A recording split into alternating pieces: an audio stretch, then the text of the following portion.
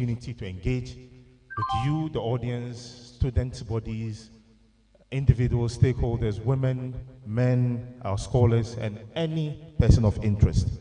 And today will also be an exciting one. My name is Abdullah Shamon Baku. I'm very humbled to be your MC, and I hope all of us will come on board. We're going to have a successful program, inshallah. So, we have a culture of starting the program on time, regardless of the number of people who have come. And so, being that we will start off just about now. So I'll call upon Zulkarnain Harith to come and open with a prayer. Thank you.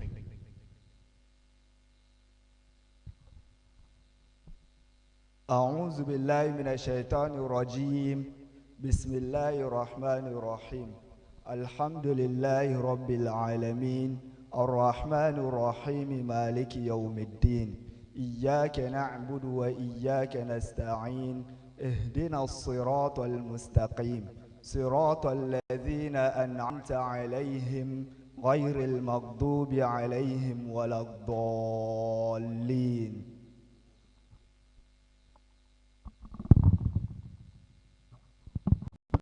What a brief prayer. May Allah continue to guide us.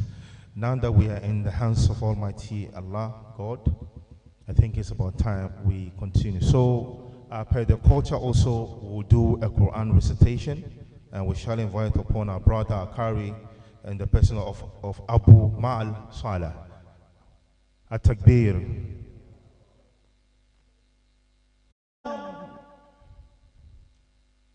مثل نوره كمشكاة فيها مصباح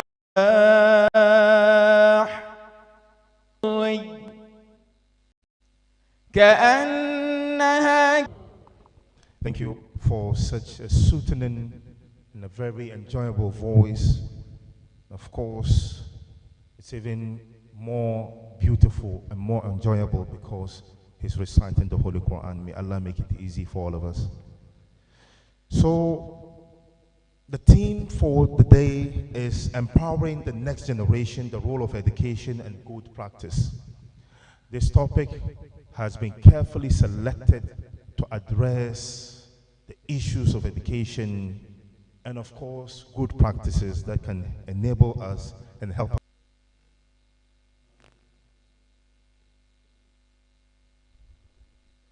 So, by so doing, we'll move ahead and then we'll do the welcome address, and we'll invite upon the administrator of the National Mosque Foundation and the person of Osman, otherwise known as Mesuna Malam, to come deliver the welcome address. Please put your hands together for him. At-Takbir. At-Takbir. I would like to, first of all, appreciate the progress that we've had so far in terms of our timing. Before, we hardly get 10 people to start with. Today, we've seen huge improvements. We've had about more than 30 people to start with. And to me, it's very fulfilling.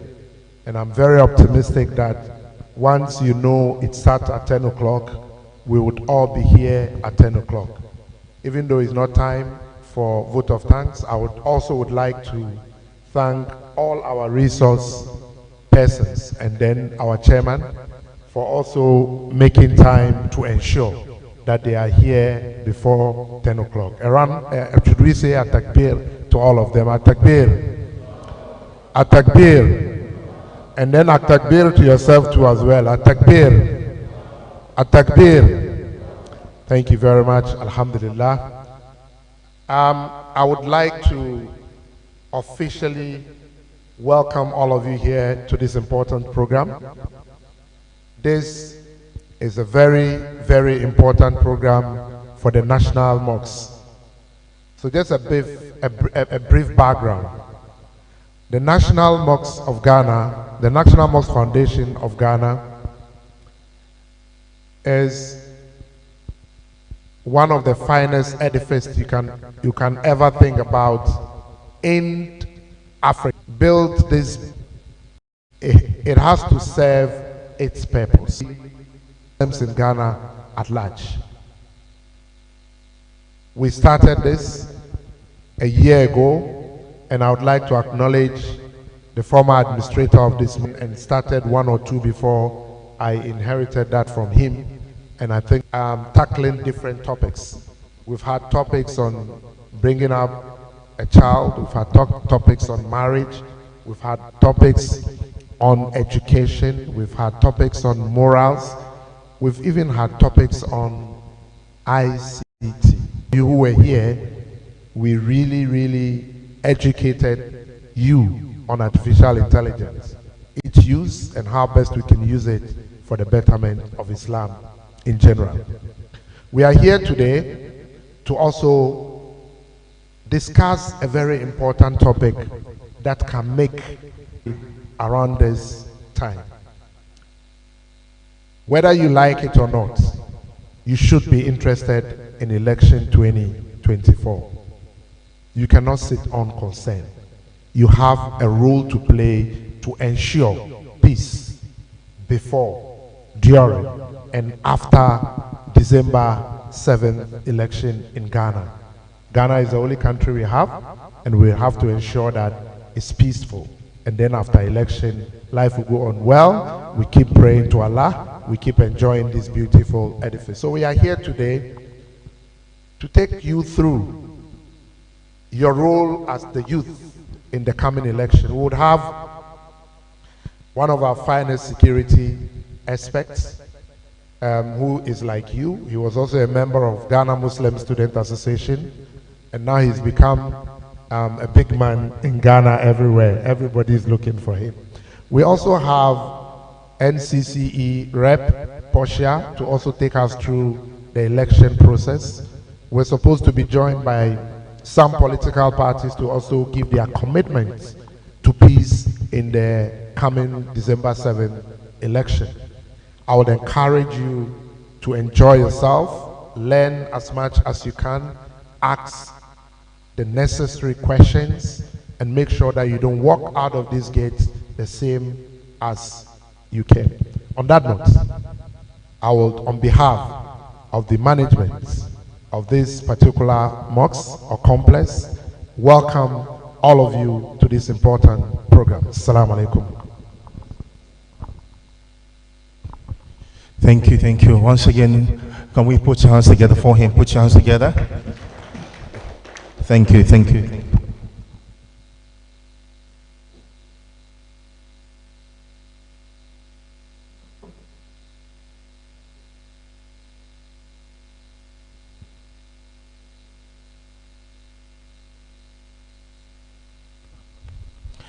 Okay, so thank you so much. So I think our administrator has elaborated a little bit of history of why this lecture series is so important and what we seek to achieve if we do come to such lectures. It's important as the electioneering period is gradually drawing nearer. There's the need for all of us to come together for us to sustain the peace that we've been enjoying so far, and also educate ourselves on the do's and don'ts and many other things that we need to do to, as it were, prepare for the election. It's important that the NCC is here, National Commission for Civic Education, and many other distinguished personalities who are here. Our chairperson, a little bit later, we're going to introduce him properly. And of course, also Irbard Ibrahim, who's also seated, is a seasoned security analyst and with many years of experience analyzing situations and also telling us on what we need to do. So it's important we have all of these people seated so that they can also contribute to the discourse and also assist us. Before we go to the next item on the agenda, I've been tasked to introduce a very nice gentleman who is a poet, to give us a little bit breather for us to get into the mood of listening to these incredible lectures that we're going to have. So I will invite upon Sultan. If you are here, let's hear from you. It's a very little boy. At-takbir. Put your hands together. Put your hands together more. You're not going to stand before the podium. If not, everybody will see you. So you face the crowd, okay? Wish you well. Assalamu alaikum wa rahmatullahi wa barakatuh.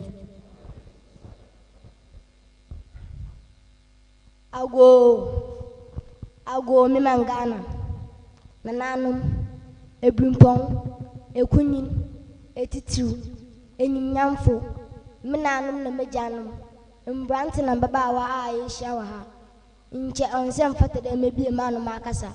Nanso mesia hu enti kwando na makasa kakra. Wenti kwando humiye mi aso. Nyo, huma hin intumentin na mo biti ma hu. Mpencha abufa bohu emikatu.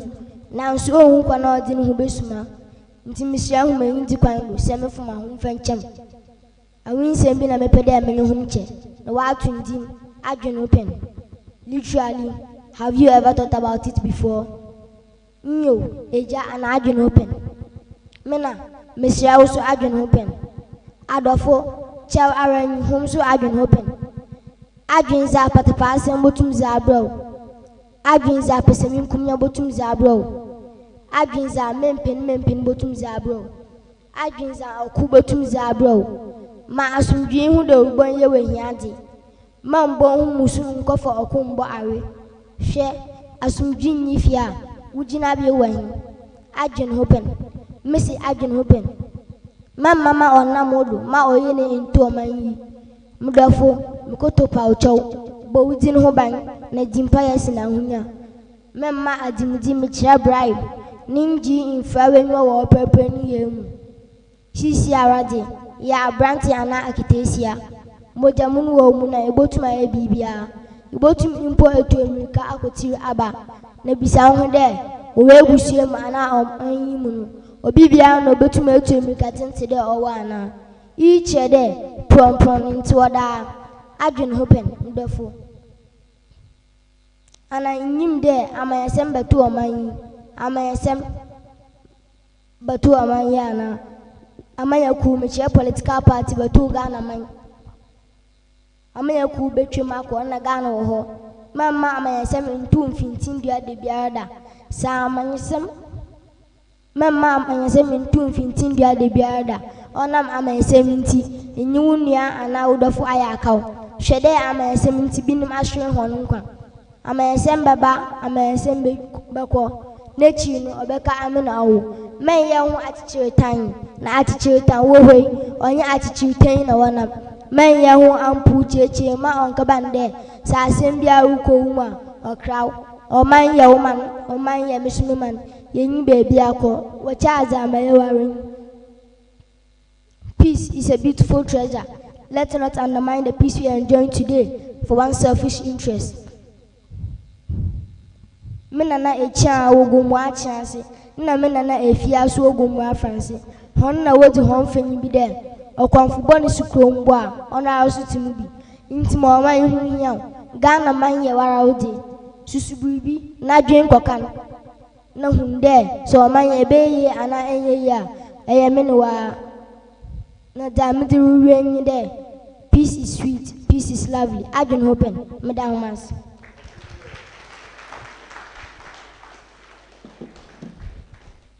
Nabre, hey, fancy there. Speaking fancy. So, within the same. Sultan Muhammad James Muhammad Salif. Uko school wa he. Agona Sweden Methodist B Basic School. Asa wa wi babao, and answer udi go musa. Na that you pese we then. Doctor. And some put your hands together for him. Inshallah, he will be our future doctor. Inshallah, may Allah make it easy for all of us. Thank you so much. So I think, without much ado, we are ready to start off with the program. So I'm going to invite once again Mr. Usman, who happens to be the administrator of the National Mosque Foundation, to come and introduce to us the chairperson for the occasion. Mr. Usman, once again, I invite you to do this for us. Thank you very much. And I would like to thank Sultan for his poem. I mean, we should all encourage him. If we have people like this, instead of going to be singing kai, kai, kai, kai, that has no meaning. We'll be saying words of wisdom that will shape our generation.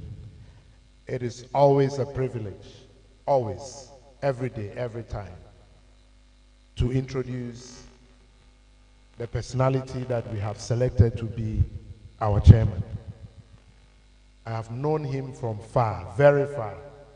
Then I came closer, and I'm still trying to know him better because I don't know him all. But he's one of the finest you can talk about when you talk about Islam in Ghana. He uses his strength, his knowledge, his money, everything that he has for Islam. He has been instrumental in managing the complex that you and I find ourselves in here. He's currently the managing director of Japan Motors Trading Company Limited. You can imagine, the managing director of a whole Japan Motors. He holds an advanced management program, Harvard Business School, in 2012. I'm talking about Harvard. Did you hear me? He has an executive master's in governance and leadership at GIMPA in 2011 and a Bachelor of Business Administration, Simon Fraser University, Canada, in 1988. In 1988, how old were you? He also held the position, or he's still having the position of the Managing Director of Japan Motors Trading Company Limited from 1990 till now. Is a leading motor firm in Ghana, that is Japan Motors, with roots stretching back the old Gold Coast, somewhere around 1912. Japan Motors, the authorized representatives in Ghana for Nissan vehicles, Yamaha motorcycles, marine engines, and Fortune trucks, and recently added to the brand the INEOS Grenadier. GMTC operates, that is Japan Motors, 5 branches in Ghana and employs over 300 staff. 300, I emphasize. Japan Motors has expanded in West Africa sub-region and now operates in Senegal, Mali, Togo, and Benin. No wonder anytime I call him, he tells me he's in Senegal. I now know the secrets. Our chairman is currently an executive director of Kalmoni Group of Companies from 1990 to present again. The Kalmoni Groups of Companies, the Kalmoni Group is a group of family-owned businesses. It includes Silver Star Auto Limited, the sole agent of Mercedes-Benz, 1997 to 2023. And Peugeot, one of my favorites, the Citroën vehicle, very electronic, sophisticated, and Oman Fufro Trading Company Limited, sole agent of Canon.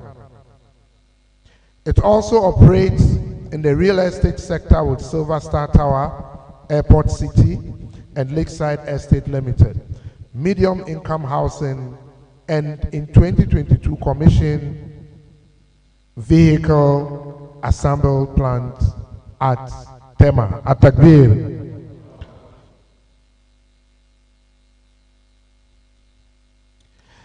Our chairman for today, beyond just pure business, like I indicated from the beginning, has tremendously contributed to Islam. Listen to this profile. He is a founder and president of Baraka Policy Institute in 2014 to date. So it means he's still the president of Baraka Policy Institute. Mr. Chairman, I know you are not comfortable with what I'm doing, but I'm sorry, it's not your choice. This one is my choice. He's also an executive council member of the National Mosques Foundation. The executive council members of the National Mosques Foundation is a position that your education alone cannot qualify you to be there. Your wealth alone cannot qualify you to be there. But what qualifies you to be there and stay there for long is your iman, at-takbir. I'm saying iman because the kind of work they do there, if you don't have iman, you are not able to do it. They use their knowledge, their money, their health, their energy, and everything around them to ensure that this mosque is operating and operating well. So he's an executive council member. In fact, he's the vice chairman of the executive council member. At Lakeside University College, he's the chairman of governing council from 2016 to date. Ghana Islamic Society of Education and Reformation, he is the trustee from 1991 to date.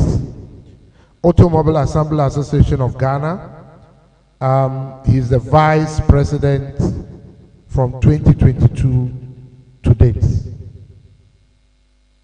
Our chairman for the day is Hajj, Salem, Kafi, Kalmoni. At-takbir, at-takbir. Can we all have a standing ovation for our chairman? He deserves it. At-takbir, at-takbir, at-takbir. I invite the chairman to the podium for his acceptance speech. Can we kindly sit down? Thank you very much. بسم الله الرحمن الرحيم الحمد لله رب العالمين والصلاة والسلام على خاتم المرسلين محمد وعلى آله وصحبه وسلم.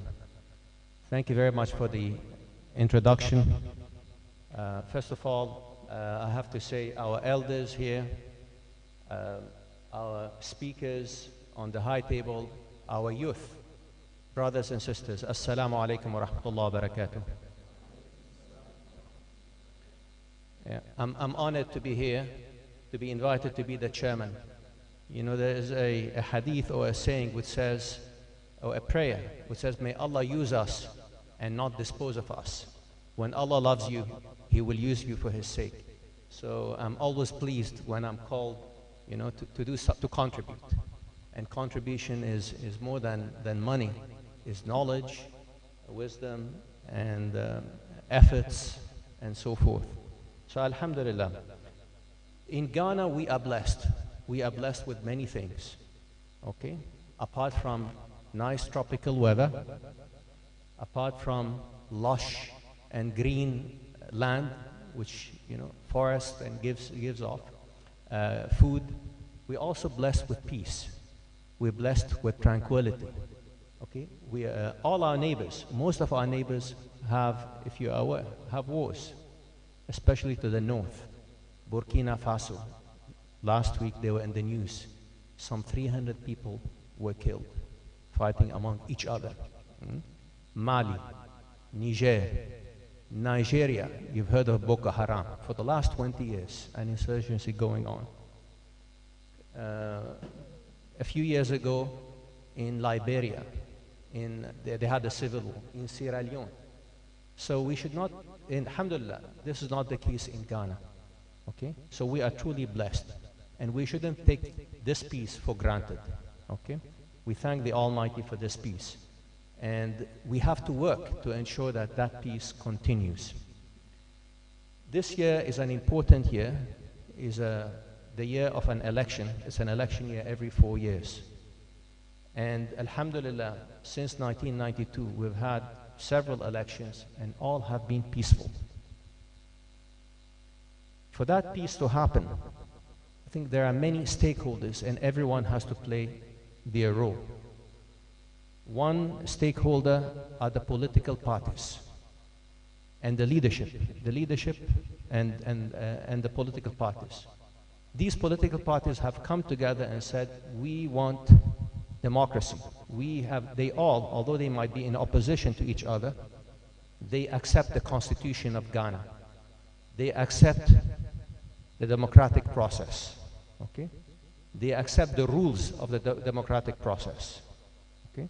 And this is why we called upon them to come and, the representative to be here to assure us, okay, and to hear it from them that they accept the political and democratic process. I hope they'll be coming before the end of the day so that we hear from them. This is one stakeholder. The other stakeholder is the Electoral Commission. The people of the organization which runs the election. They are supposed to be professional. They are supposed to play by the rules. They are supposed to be honest and fair and transparent. So we also invited them to be here so that to assure us what the processes are, the transparency, okay? And they are represented by the NCCE, Madame Posha. When we asked them to come here, they asked for NCCE, okay, who is the public relations arm, let's say, of them to be here. So not only shall we hear from her, but if you have any questions relating to, the method of the elections, that your votes are counted, please, you can ask her. And of course, the third stakeholder are all of us, the population, the voting population. And in Ghana, the youth make the majority. The youth will decide which party wins, which MP is elected. Okay? Something like 70% of our population is youth. Okay, so mashallah, this is good. So it's very important for you, you're the third stakeholder, for you also to participate in the voting and to choose wisely. And at the same time, okay, keep the peace. Okay? And of course, for you to keep the peace, this is why you want to be assured that it's a fair playing system, that that our leaders, the politicians, accept the results, and they will do. You will see the presidents. They've done it every election. They will come out and say, "I shall accept whatever comes out during the election." Okay? I know that has been done before, and it shall be done here. So maybe I will say more things later in my closing remarks, but I wish us all an insightful and a learning lecture. Thank you very much. Yeah. Please, once again, put your hands together for him. Put your hands together. We appreciate him a lot. He's a very, very busy person. But alhamdulillah, every time a duty call for him to attend any Islamic activities, he leaves everything beside and comes. So we should all be thankful to such people who, despite their wealth, their connections, and their influence, they still make time to attend religious activities and to be able to be with the Ummah. And that's really something we have to be appreciable about. Thank you so much. So at this moment, we'll go straight into business, and we'll start up with the first speaker. The speaker is an international security consultant with a career background in diplomacy, having worked for ambassadors from the Middle East. He holds a first degree in public relations and journalism, a master's in conflict, peace and security, and a U.S. government international visitor leadership program in youth and community conflict resolution from the State Department in Washington, D.C., in the United States of America.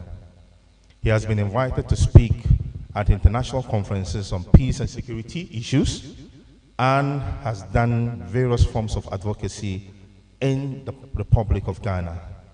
He is an avid reader and a social worker, and has sometimes acted as a peace ambassador for Ghana's election.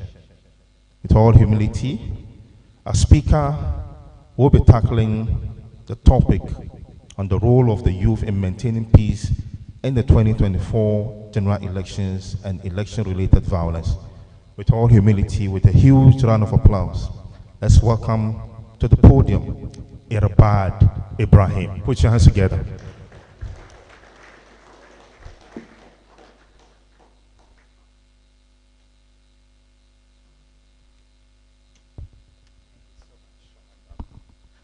Assalamu alaikum wa rahmatullahi wa barakatuh. My unalloyed reverence and deference to our chairman. I think a two-pager was read about our chairman, and our chairman spoke briefly. But chairman's actions are 1,000 or 1,000,000 times more than his words. May Allah give him long life, good health, and prosperity. May we recite Surah Al-Fatiha.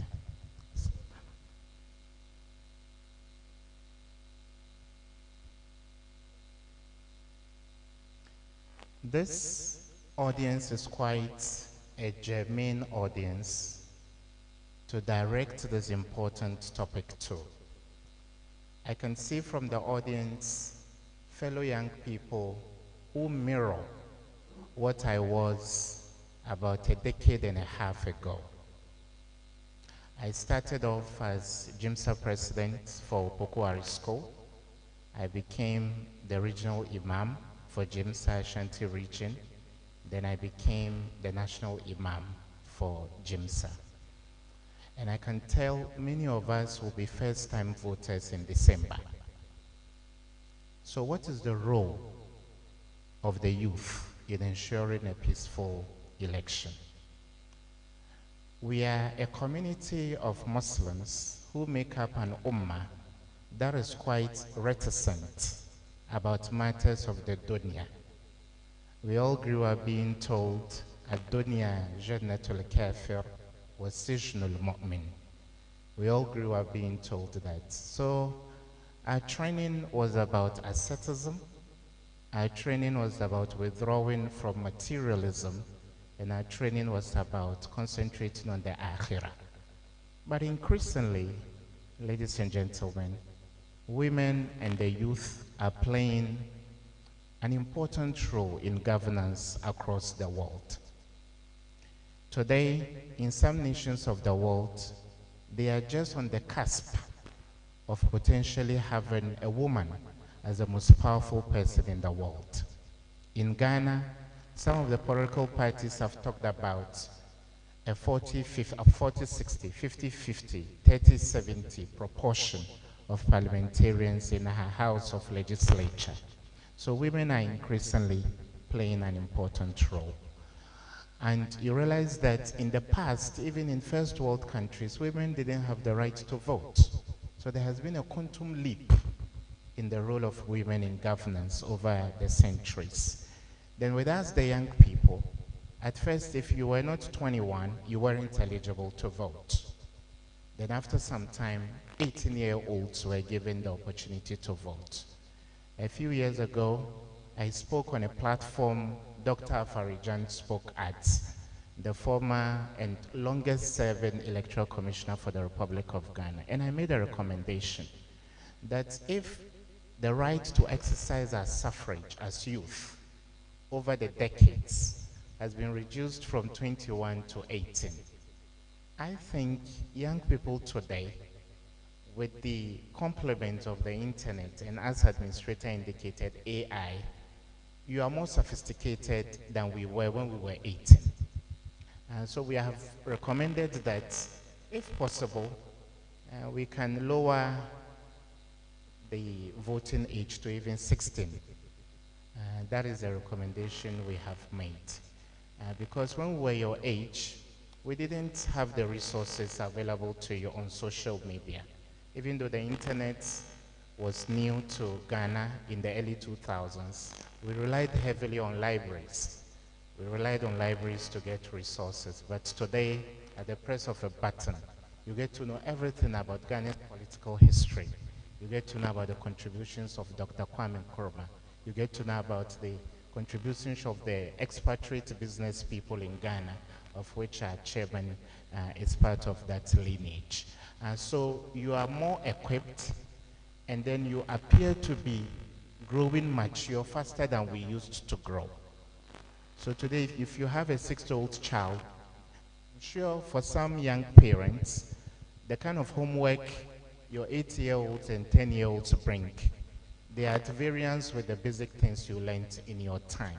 So the youth are more sophisticated. So I felt I should reiterate this point, that we should start looking at a debate, a national debate surrounding the lowering of the age or to exercise our suffrage to 16. Then number 2, many Muslims are not in positions of trust in Ghana. You can count the number of Muslim ministers we have on your fingertips. Ghana has never had a Muslim president. A political party has filled in a Muslim candidate, and they hope they present us the first Muslim president. Then Ghana has had two northern presidents in our history. We had a Salem man from Gulu, and Dr. Hilali Man. Dr. Hilali Man was a northerner, but he wasn't a Muslim. Then Ghana has had His Excellency John Dramani Mahama as president. Dramani actually is an adulteration of Abdurrahman, and Mahama is an adulteration of Muhammad or Mahmud. So he ever practiced as a Muslim, but he doesn't stand up to be counted as a Muslim today. And so as young people, who do we take as role models so that one day we contribute to the governance of this country? For those who did madrasa or the madaris, they tell you, no, be an alim, be a hafiz of the Quran. And there are musabaqats that take place. At first, we weren't even interested in voting. So many young Muslim intellectuals who started their lives at your age became passive participants in Ghana's governance. So the best some of them became were advocates or activists. So you see, they do activism in education, they do activism in healthcare delivery and all that. But there is always a thin line between advocacy and being a frontline political person in Ghana. Because as soon as you jump that line, ladies and gentlemen, you are exposed to insults. The quality of political debate in Ghana is so poor. It's about personal attack, personal vendetta, character assassination. So there are young people like you who say, oh, Mom, I want to run for assemblyman for my electoral area. Your mother will sit you down and say, hey, do you want them to tell you where your grandfather was buried? So Ghana, unfortunately, has lost very fine brains. And now see those who are frontal in our politics today. Today is about money. If you can pay the electorate, you get elected. It's no longer about the quality. And with all due respect, with the current parliament, the quality of debate has dwindled since 1992. So now people go make money through whatever means. They come and share the money and they go to parliament. The universities, those in academia, they can't match them because they don't have the resources. So therefore, the Muslim young brain should stand up and be counted. Because when you look at the Quran, one of the prophets of Allah subhanahu wa ta'ala, whose complete lifestyle was recounted by Allah's prophet Yusuf alayhi salam. So I'm now delving a bit into whether we should play an active role in the governance of the country. Some say the Prophet sallallahu alaihi wasallam said, don't choose a leader who presents himself to be chosen, because leadership or leaders are chosen divinely by Allah subhanahu wa ta'ala. قُلِ اللَّهُمَّ مَالِكَ الْمُلْكِ تُؤْتِي الْمُلْكَ مَنْ تَشَاءُ. So some say, no. Be a businessman like chairman. then contribute to Ghana, contribute to the Ummah, then you die and meet Allah subhanahu wa ta'ala. You are in the good books of Allah, we hope so. Nasabuhu kadhalik wallahu hasibu. But there are very fine brains that can play an active role. If you have the knack, the expertise to contribute in every field, some of the scholars are of the opinion that Muslim young brains should start nurturing that ambition. So please, vie for the position of SRC president in your school. Be the class prefect in your school. Stand up and be counted. Don't stand up as only a nominal Muslim. Let your deeds and actions reflect Islam. Because it's not too much about getting a Muslim minister, a Muslim MP, a Muslim president. Do the actions of the person represent Islam? So where you shine your little corner, that gives you the impetus to grow up the political ladder so that eventually you contribute to the governance of the Republic of Ghana. So Yusuf alayhi salam did 2 or 3 things. And as I indicated, Yusuf alayhi salam could have been a youth when he had his appointment to help with the governance of Egypt. From the time Yusuf's brothers betrayed him, they dumped him into the well, to the time he was taken captive, he was sold into slavery, to the time he was imprisoned, you can hazard a guess that Yusuf alayhi salam till his appointment fell under 40. He must have fallen within the youth bracket. But please listen, if there is something you can do for Ghana, I don't think there is anything wrong with standing up and saying, oh, I can help with this. If you have any knowledge, education is key. When you are educated, then you present yourself for any position you can serve very well in. So please, 2 episodes in the life of Yusuf alayhi salam. First of all, he could interpret dreams and other occurrences. So while he was in prison, his inmates saw that quality in him. The first thing you should have on your resume as somebody who wants to play an active role in good governance is your character. Is your character. So those around us, do they bear testimony to the fact that we are good people? Sometimes people come to our neighborhoods and say, how is Muhammad?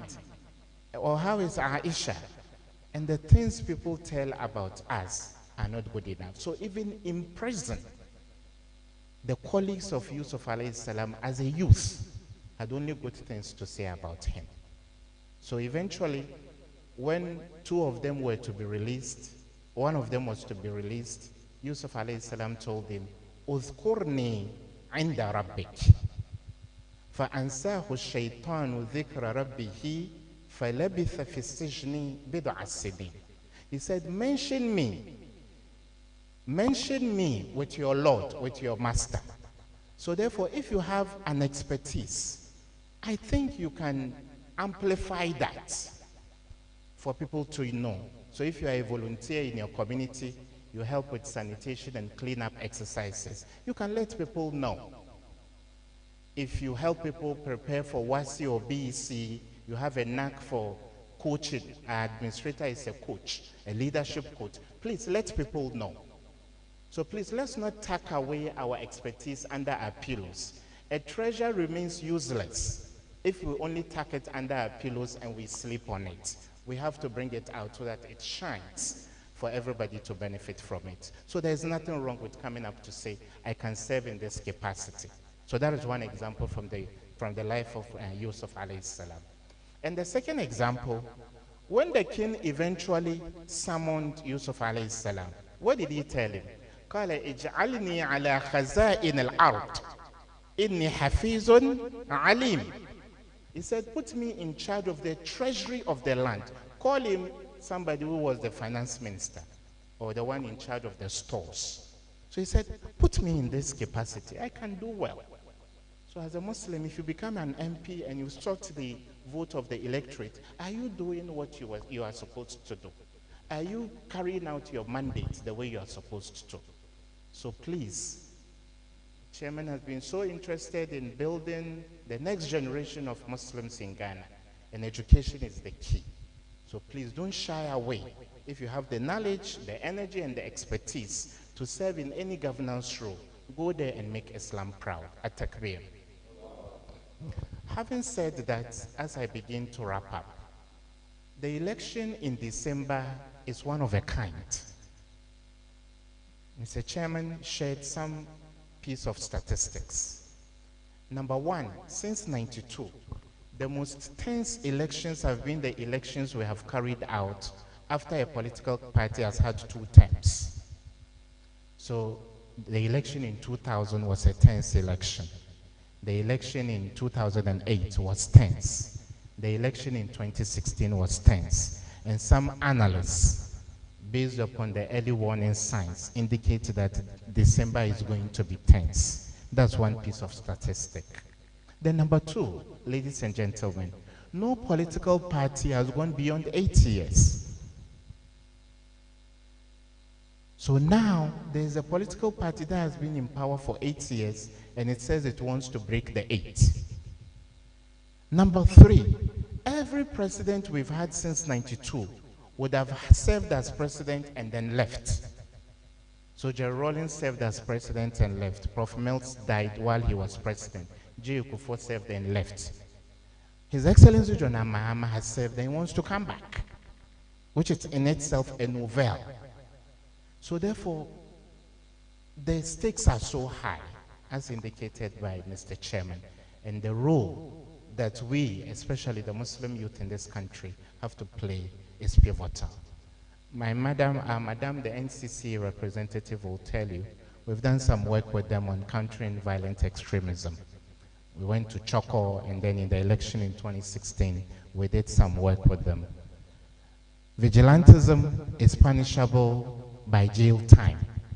So today, if you wear the shirt of a political party as a young Muslim, please take part in the health walks if you believe in the vision of your political party. Take part in the debates. Take part in the cleanup exercise. But please, don't take part in any plunder or pillage or destruction. Please don't take part in violent demonstrations. Because if you are arrested and arraigned before a court for vigilantism, you are going to jail. And this time around, it doesn't matter whether you are a juvenile Muslim. You are going to jail.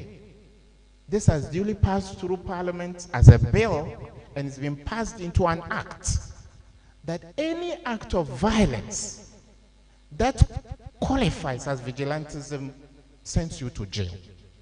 You don't want to be in Sawam, or you don't want to be in any detention center. So please, anybody who comes and tells you on election day, come and be my polling agent. As someone who is 18, you can read and write, please, you are free to do so. Even the Electoral Commission has enlisted the services of people to help them in the conduct of the election. But please, as soon as someone whispers to you, Kabiru, you see that ballot box, go and whisk it away. Please say no. Let your son take the lead. So when your son takes the lead, Honorable or Your Excellency, I'll follow suit. Surprisingly, the young sons and daughters of those who are asking for our votes, they don't take part in any form of violence. Some of them actually will only return to Ghana a month before the election. They are going to good schools, Ivy League schools in America and Europe. So how about you, like me, the son of a cocoa seller, the son of a charcoal seller, the son of a woman who runs a modest provision store in Zongo? And look at what happened in Iowa's West Wagon. Every person who was injured has become a burden of his family. Politicians only do things for the camera, for the gallery. They will come and say, oh, sorry, we visited him at the hospital. They give you a little money, and that's it. You may be amputated, you may have a gunshot and all that. So please, my young ones, especially the young men, please, no matter how passionate you are about your political party, do not engage in any form of violence. Atakbiri. As I begin to wrap up, Chairman mentioned a few key points observers like us feel should have a second look at. Number one, the NCCE should have been the bulwark of education in terms of how we conduct ourselves in elections. But frankly speaking, we've done work with the NCC before. The NCC is handicapped. It's not well resourced. When we were growing up in the 90s, when there was only GTV and 2 or 3 other private TV stations, everything that had to do with Ghana was conducted by the NCCE. So I believe that, Mr. Chairman, if we want to douse the flames of extreme partisanship, statutory bodies like the NCC should be empowered to take up electoral education so that the partisanship, unfortunately, you see in Ghana, every morning we wake up to a dose of partisan polarization. When you tune into your TV or radio every morning, and what are the media houses doing? They are stakeholders. Every morning they pit the NDC against the MPP. If you have a very quiet discussion, they say, oh, the program was dull. But when you talk over each other, you get calls from your superior. Hey, you gave it to them. So today, loud mouths are being rewarded with appointments, not people with expertise. Look at all the people who have become heroes and heroines in our politics. They are those who talk the most and who shout the most on radio. You don't build a nation with talkatives. You build a nation with doers. And so the NCC should provide that buffer between those two extreme poles. So it's about governance, it's good governance, it's about development, it's about youth empowerment, so that people can make good decisions. So please, the NCC, we call upon the states, should be better equipped. Number 2, the body language of the Electoral Commission. You see, body language says everything. You can greet your parents or your boss in a polite way, but how you walk, how you throw your hands around will tell whether you are a good employee or a good son or daughter. Elections are about perceptions.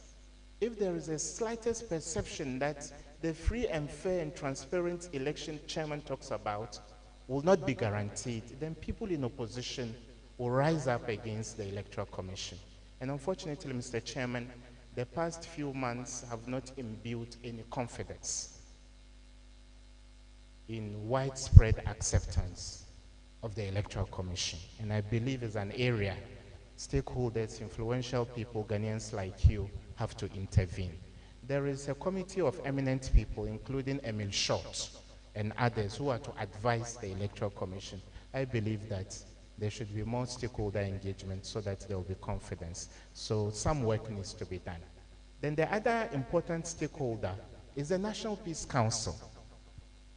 The exercise Mr. Chairman and Administrator have sought to do today is to do the barest minimum of getting political actors in our communities, the Muslim communities, to make a commitment to peace. But Mr. Chairman, I dare say they've not even showed up yet. It only remains a hope from Mr. Chairman that they will show up, to an extent that even at the apex of the leadership of these political parties, a party has said it will not sign the Presidential Peace Pact, which has been a hallmark and a landmark of our elections in the past few sessions. So it's a cause for worry. Because when you say at the top that you are not committed to peace, you are whipping up your base. And when you whip up your base that way, it doesn't help. So yesterday, we were somewhere together with our MC Bako, and the protocol officer of the National Chief Imam was with us. Then I suggested maybe important citizens like the National Chief Imam may intervene. It may seem only symbolic that you are signing a pact to accept the outcome of the election if it is free and fair, but it tells a lot about the body language of the political party. So, Mr. Chairman, respectfully, with your widespread influence, I think that should be taken up as well. Then finally, the use of social media.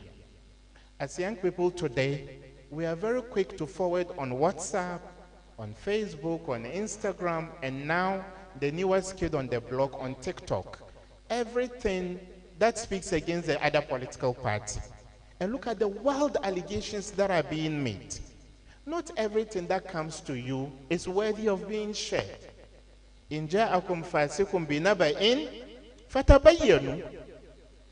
It's easy to tell somebody he's corrupt after he has built a reputation for 3 decades or 4 decades. It's easy to type that on your phone.